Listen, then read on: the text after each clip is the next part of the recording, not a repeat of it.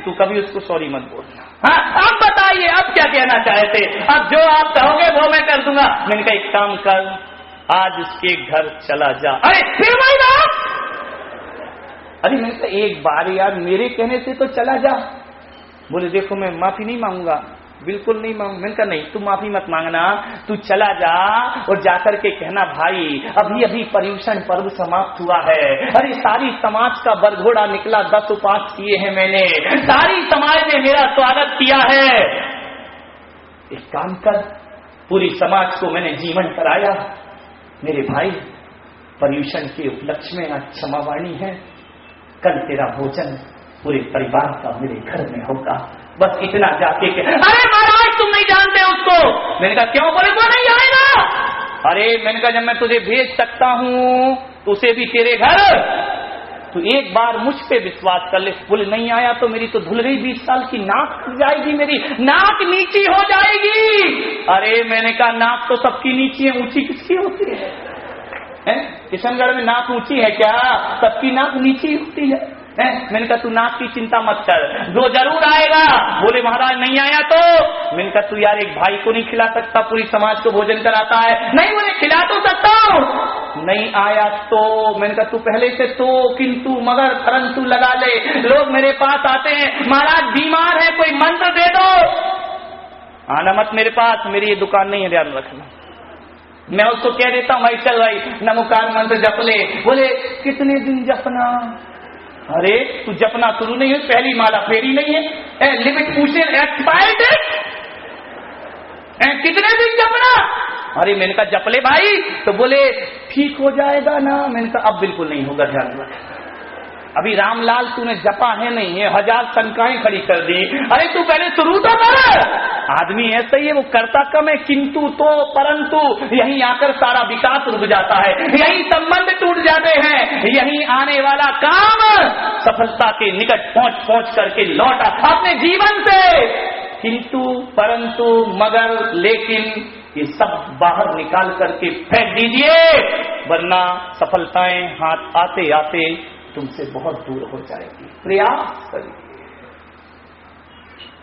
बोले ठीक है आप कहते हैं तो जाता हूं। गया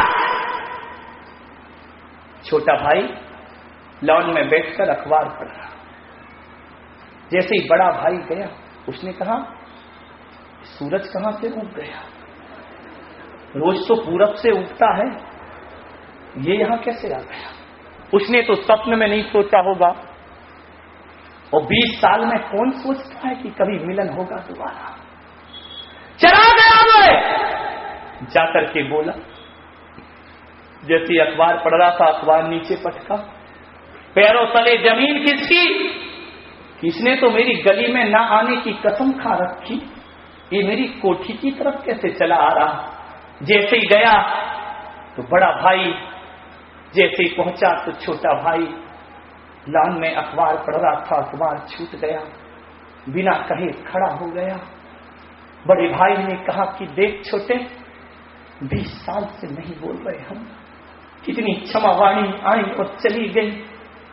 आज मैं तेरे दर पे आया हूं, तू ये मत सोचना कि मैं आया हूं, ये महाराज ने भेजा।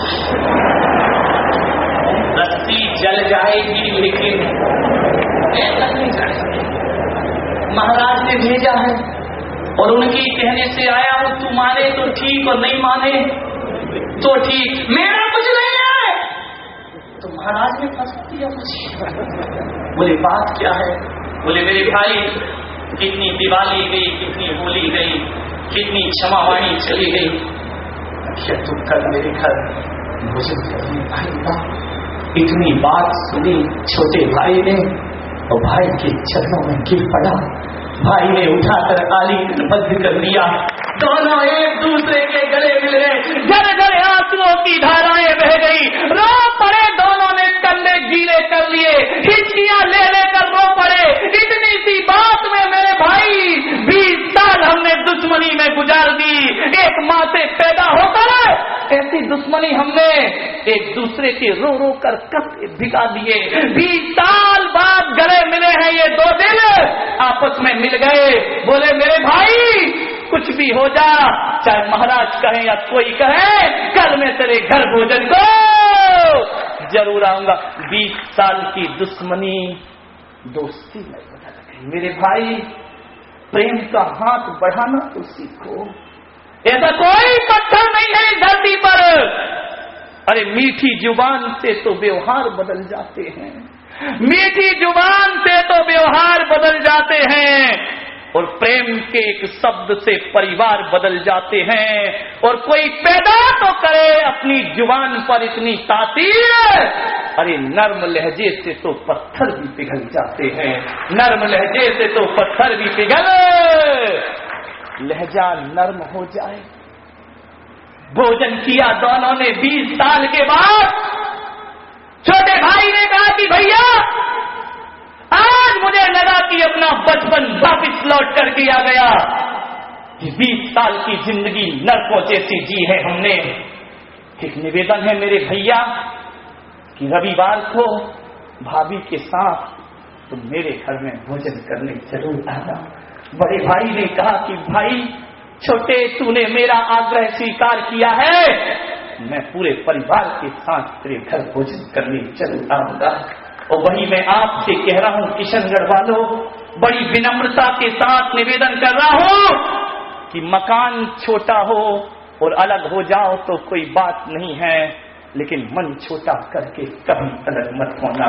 एक परिवार में रहने वाले लोग, अरे मकान की दूरी तो चल जाएगी, लेकिन मन की दूरियां कभी नहीं होना चाहिए। अरे इतनी ऊंची दीवार मत उठाओ अपने मकान में कि बाजू में रहने वाले भाई का चेहरा दिखाई न दे। अरे दीवार बनाओ तो बनाओ, लेकिन उसमें एक झरोखा बनाओ कि शाम को 2 भाई झरोखे में खड़े होकर बात तो कर सके। इतना तो करो अपने जीवन में, इतना तो अपने परिवार के लिए करिए। आदमी इतना भी नहीं कर पाता है, भगवान बनने की होड़ लगा रखी है। कहते हैं कि हम भगवान बनेंगे। मैं कहता हूं कि जो इंसान नहीं बन पाया वो भगवान है, कभी नहीं बन सकता। पहले तो हम एक इंसान बने। भाई भाई का दुश्मन है नहीं। एक नियम लेके उठो आज यहां से, यदि तुम 4 भाई हो, 2 भाई हो, मिट्टी के ठीकरों के पीछे अदालत के कटघरों में कभी खड़े नहीं होंगे। ध्यान रखिए, ये धन दौलत क्या है, आज है कल नहीं रहेगी, कोई भरोसा नहीं है इसका। लेकिन प्रेम यदि रहेगा, मैं कहता हूं कि 2 भाई में यदि प्रेम है तो दौलत चली भी जाए तो चटनी रोटी खाकर वो जिंदगी गुजार सकते हैं। और यदि दौलत है और प्रेम नहीं है तो 56 भोग भी जीवन में सुख प्रदान नहीं कर। एक काम करिए, एक नियम लेकर उठो यहां से। कोई मुनि आए, उसके आहार हो, देखने जा पाओ या ना जा पाओ, कोई दिक्कत की बात नहीं है। लेकिन एक नियम आज यहां से ले लेना, यदि आपके घर में 4 देवरानी जिठानी है, 2 हैं, एक परिवार है, अलग अलग रहते हो, तो एक तो नियम ले लो मेरे भाई कि सप्ताह में एक बार हम पूरा परिवार एक साथ बैठ करके भोजन करेगा। इतना संकल्प ले लीजिए, एक साथ भोजन करिए। मंदिर में सामूहिक पूजन कर लेना आसान है, लेकिन पूरे परिवार का एक थाली में खाना मुश्किल काम हो रहा है। ध्यान रखिए, एक साथ भोजन करेंगे, सामूहिक भोजन करेंगे। मेरे भाई, यदि पूरा परिवार मिल बैठ करके खाता है ना, तो मिर्च मसाले ना भी हो तो भी भोजन स्वादिष्ट हुआ करता है। एक साथ क्यों पिकनिक मनाने जाते हो दोस्तों के साथ? अरे जाओ, मेरा मना नहीं है, लेकिन रविवार की पिकनिक पूरे परिवार के साथ भी तो मनाओ, अपने घर में बैठकर, जहां दादाजी बैठे, दादी जी बैठे, बहू बैठे, देवर बैठे, जेठ बैठे, नाती बैठे, पोते बैठे, एक साथ खा करके देखना। मैं कहता हूं कि पूरी समाज को जीवन कराओ तो भी वो आनंद नहीं आएगा जो परिवार एक साथ खाएगा तो जीवन का आनंद। एक साथ बैठकर खाओ, सप्ताह में एक बार, वो सप्ताह में एक बार ना खा सको तो 15 दिन में एक बार, और 15 दिन में एक बार ना खा सको तो महीने भर में एक बार, और महीने भर में भी एक बार एक साथ ना खा सको तो चिल्लू भर पानी में डूब। अब तुम्हें जीने का कोई अधिकार नहीं है। एक बार तो खाओ प्रेम बढ़ेगा।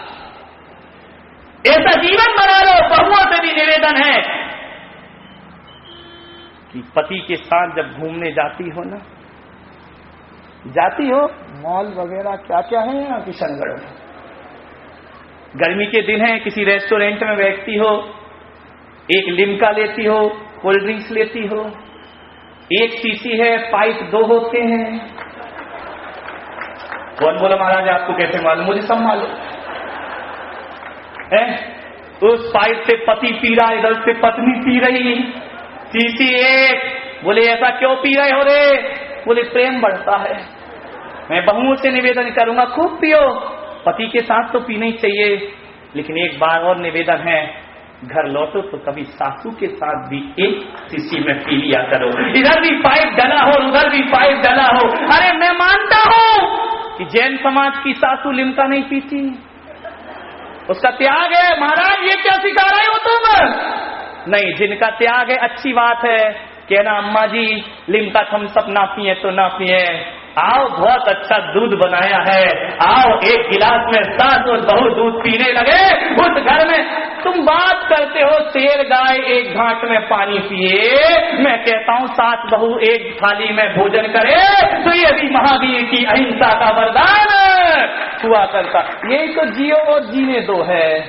मैं कह सकता हूँ इन 7 दिन के प्रवचन में आप आए तो शेर गाय को तो एक घाट में नहीं बिठा पाऊंगा, लेकिन मैं देवरानी जेठानी को एक थाली में भोजन जरूर करा जाऊंगा। मैं सास बहू को एक साथ जीना जरूर सिखा दूंगा। मैं भाई भाई को एक साथ जीना जरूर सिखा दूंगा। समय आपका हो चुका है, 5 मिनट ज्यादा हो गए। अपनी बात समेटता हूं। मेरी बात अधूरी है, कल इसे पूरी करूंगा। समय की अपनी सीमा है। आप सबने सुना, अनुग्रहित हूं, अपनी बात कल पूरी करूंगा। जय